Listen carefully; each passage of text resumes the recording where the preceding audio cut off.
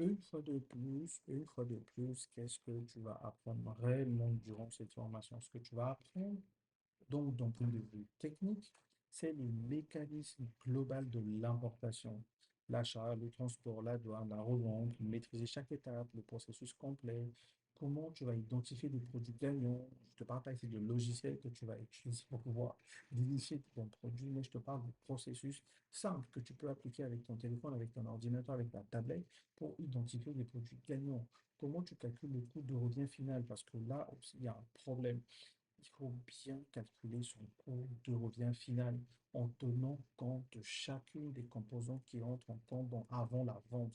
On a l'achat, on a le transport, on a la douane, on a les frais de traitement bancaire, les frais de transaction si vous utilisez une carte prépayée. Ce sont des frais à inclure dans vos articles que vous revendez.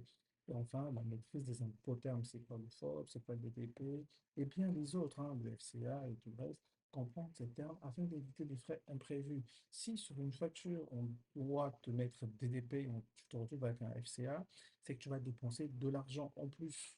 Si tu dois te retrouver avec un FOB, tu te retrouves avec un DDP, tu as abandonné à toi seul. Ou bien, non, si tu te retrouves avec un DDP, c'est que le fournisseur fait tout.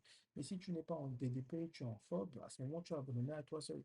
Ça veut dire qu'on va te livrer, on va te livrer au port de départ, et toi, tu vas devoir aller chercher au port de départ. Tu n'as personne, pas de contact, pas de relation, personne dans le pays d'origine, personne qui va aller gérer, même pas les intermédiaires étudiants, ils ne peuvent pas aller au port pour récupérer ta marchandise parce que c'est en Incoterm FOB.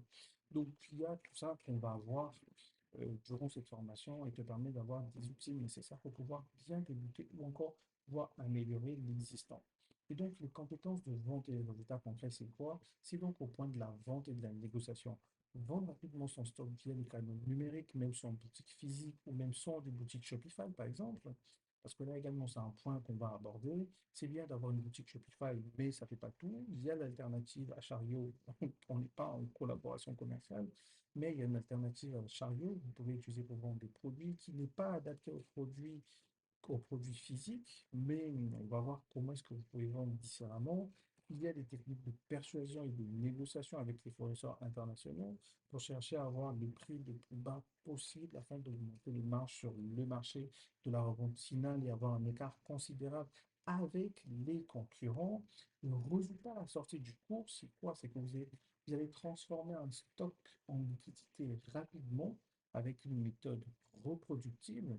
Vous allez structurer un business commercial durable capable de tourner sans vous.